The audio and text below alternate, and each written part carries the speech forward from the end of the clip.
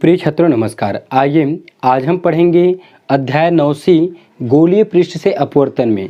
आज का हमारा टॉपिक है लेंस सूत्र, लेंस फार्मूला। ये टॉपिक पेपर के लिए बहुत ज़्यादा महत्वपूर्ण है, इसे आप ध्यान से पढ़िएगा और पेपर में इसको बहुत अच्छे से तैयारी करके जाइएगा। ये क्वेश्चन बहुत आसान है, बस आप हमारे साथ बने रहिए, फिर आपको देखिए बहुत ही आसान लगेगा। पिछले क्लास में मैं आपको पढ़ाया था लेंस निर्माता सूत्र, उस वीडियो को आप नहीं देखे हैं तो इस चैप्टर का प्लेलिस्ट बना हुआ है किरण प्रकाशिकी करके, उस प्लेलिस्ट में आपको उसका वीडियो मिल जाएगा और उसे आप देख सकते हैं। और यदि आप हमारे चैनल पर नए हैं तो चैनल को सब्सक्राइब जरूर करें, साथ ही साथ बेल आइकन को भी प्रेस कर लीजिए, जिससे हम इसी तरह के नए नए वीडियो अपलोड करेंगे तो उसका नोटिफिकेशन सबसे पहले आपको मिल जाएगा। तो आइए स्टार्ट करते हैं लेंस सूत्र। ठीक, तो लेंस सूत्र का फार्मूला होता है 1/f = 1/v - 1/u। ठीक, अब इस फार्मूला के आधार पर इसका छोटा सा डेफिनेशन दे सकते हैं। हम पढ़ रहे हैं उत्तल लेंस के लिए और वास्तविक प्रतिबिंब, आभासी प्रतिबिंब है उसको आप सेल्फ से बनाएंगे। यदि कुछ दिक्कत होता है तो मुझे कमेंट करके ज़रूर बताएं, उसका रिप्लाई मैं आपको ज़रूर करूँगा। तो देखिए, किसी लेंस की फोकस दूरी स्मॉल f, उस लेंस से वस्तु की दूरी u और उस लेंस से प्रतिबिंब की दूरी v में संबंध दर्शाने वाले सूत्र को लेंस सूत्र कहते हैं। एक बार और देखेंगे, किसी लेंस की फोकस दूरी स्मॉल f और उस लेंस से वस्तु की दूरी स्मॉल u और लेंस से प्रतिबिंब की दूरी v, ये तीनों में संबंध दर्शाने वाले सूत्र को हम लेंस सूत्र कहते हैं। ये तो हुआ इसका डेफिनेशन, वर्णन आपको बताऊंगा। तो सबसे पहले चलिए देखते हैं चित्र में। ठीक, तो ये हमारा एक उत्तल लेंस है और ये क्या है, इसका एक मुख्य अक्ष है। उत्तल लेंस का इसको हम कहते हैं प्रकाशिक केंद्र, जिसे नाम दे देते हैं हम O। अब इस लेंस के जस्ट सामने में मुख्य अक्ष हमारा ये वाला है। ठीक, लेंस के जस्ट सामने में मुख्य अक्ष के लंबवत एक वस्तु रख देते हैं A और B। ठीक, ये वस्तु रख देते हैं हम A और B। ठीक, मुख्य अक्ष के लंबवत वस्तु AB स्थित है। अब इसका प्रतिबिंब हमको चाहिए तो इससे हमको दो किरण आपतित कराना पड़ेगा। तो A से चलने वाली पहली किरण मुख्य अक्ष के समांतर आपतित होगा, अर्थात इस तरह से। ठीक, A से चलने वाली पहली किरण मुख्य अक्ष के समांतर आपतित होता है और मुख्य फोकस से होकर चली जाती है। तो उत्तल लेंस का मुख्य फोकस क्या होगा, हम यहाँ पे लेंगे तो मुख्य फोकस से होकर वो चला जाता है, मतलब यहाँ पे होगा इसके लिए मुख्य फोकस कैपिटल F। ठीक, A से चलने वाली पहली किरण मुख्य अक्ष के समांतर आपतित होती है और अपवर्तन के पश्चात मुख्य फोकस से होकर चली जाती है। अब A से चलने वाली दूसरी किरण प्रकाशिक केंद्र O से होकर जाती है। ठीक, इस तरह से प्रकाशिक केंद्र O से होकर जाती है और बिना विचलन के सीधे निकल जाती है। वो क्या होती है, बिना विचलन के सीधे निकल जाती हैं। तो A से चलने वाली दूसरी किरण A प्रकाशिक केंद्र से होकर जाती है और बिना विचलन के सीधे निकल जाती है। दोनों अपवर्तित किरणें, एक अपवर्तित किरण ये और दूसरा अपवर्तित किरण ये, दोनों अपवर्तित किरण एक दूसरे को इस बिंदु पर मिलता है और इस बिंदु को नाम दे देते हैं हम A'। क्या नाम दे देते हैं, A'। और ये A' है तो यहीं पे हम क्या बनाएंगे, एक प्रतिबिंब बनाएंगे जो वस्तु AB का प्रतिबिंब होगा। ठीक, ये A से चलने वाला है तो A' और B को ऐसे ले जाएंगे तो यहाँ पे हमको मिलेगा B'। इस तरह से वस्तु AB का वास्तविक प्रतिबिंब A', होगा। ठीक, ये हुआ चित्र हमारा कंप्लीट। अब वस्तु की दूरी हम दे देते हैं ये U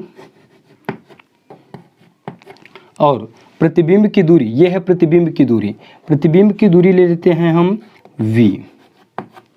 ठीक, ये हुआ प्रतिबिंब की दूरी और ये मुख्य फोकस है तो केंद्र O से मुख्य फोकस के बीच की दूरी क्या होगा, स्मॉल f होगा।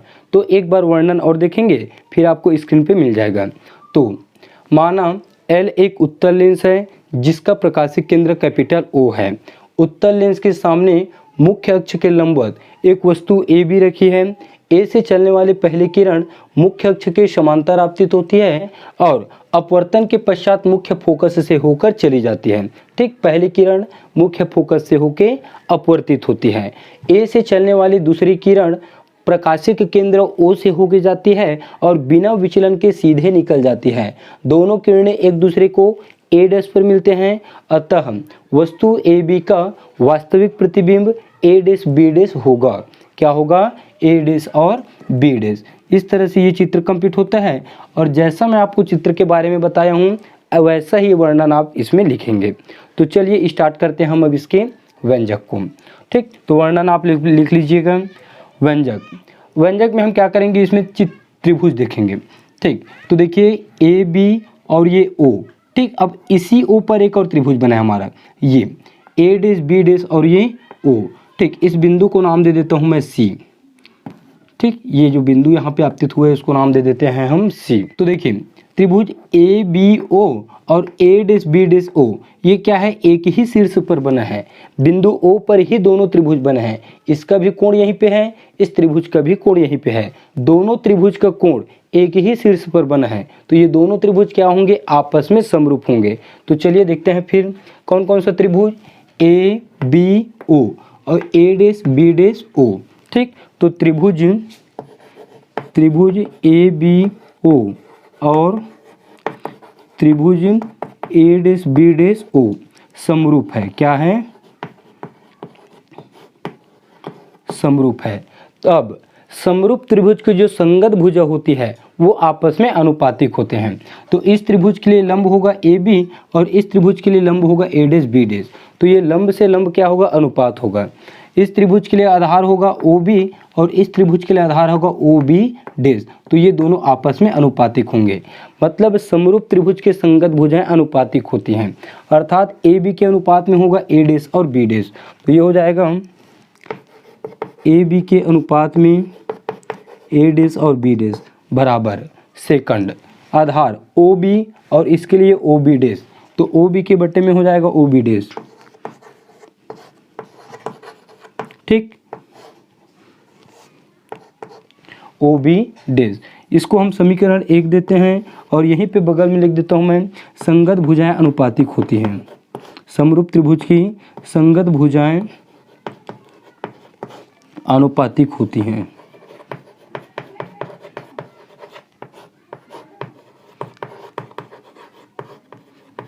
बगल में लिख देना है, संगत भुजाएं क्या होती है, अनुपातिक होती हैं। देखिए एक और त्रिभुज है। ठीक, ये हुआ। अब और देखिए चित्र में यहाँ पे सी ओ एफ। ठीक, ये देखिए सी ओ एफ और ए डैश बी डैश एफ, यहाँ पे एक ही शीर्ष पर ये फिर दोनों त्रिभुज कोण बना रहे हैं। ठीक, C O F A dash B dash F, एक ही शीर्ष पर दोनों त्रिभुज फिर कोण बना रहे हैं। तो ये दोनों त्रिभुज फिर क्या होंगे, समरूप होंगे। तो इसको लिखे चलिए। ठीक, इस त्रिभुज का, हाँ ये देखिए वाला, तो ओ सी एफ,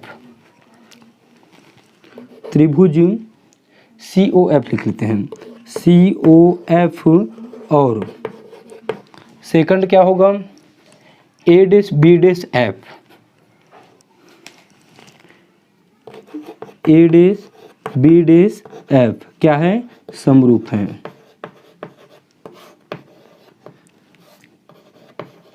ठीक, त्रिभुज C O F A dash B dash F समरूप है।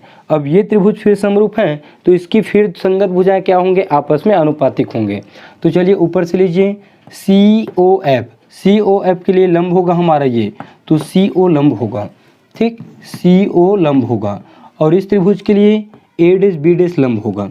ठीक, इस त्रिभुज के लिए वाला होगा तो ए डैश बी डैश इसमें लंब हो जाएगा बराबर, इसके लिए आधार ओ एफ, आधार होगा ओ एफ और इसके लिए आधार होगा B dash F, B dash F. ठीक, किंतु यहाँ पे देखिए ए बी के बराबर में हम इसको ले सकते हैं ओ सी को, क्योंकि ओ सी की ऊंचाई और ए बी की ऊंचाई दोनों आपस में बराबर हैं। तो किंतु ए बी बराबर ओ सी, तो यहाँ पे हम क्या करेंगे, ओ सी मतलब सी ओ लिखे यहाँ पे, तो ओ सी की जगह क्या रखेंगे, हम ए बी रखेंगे। तो हमको मिलेगा ए बी बट्टे ए डैश बी डैश और ओ एफ बट्टे बी डैश एफ और इसे दीजिए समीकरण 2। ठीक, यहाँ पे कुछ नहीं किए हैं, ओ सी की जगह क्या रखे हैं, हम ए बी को रखे हैं, क्योंकि ए सी और ओ सी दोनों आपस में इक्वल हैं। अब समीकरण 1 और समीकरण 2 दोनों समीकरण से हम क्या करेंगे, तुलना करेंगे। तो समीकरण 1 व 2 से समीकरण 1 व 2 से देखिए दोनों का बायां पक्ष बराबर है ए बी बटे A dash B dash, A B बटे ए डैश बी डैश, तो दोनों का दायां पक्ष भी क्या होगा, वो भी आपस में इक्वल होगा, अर्थात ओ बी बटे O B dash, O B dash equal to, ठीक, ये होगा इसका दायां पक्ष ओ एफ बटे बी डैश एफ।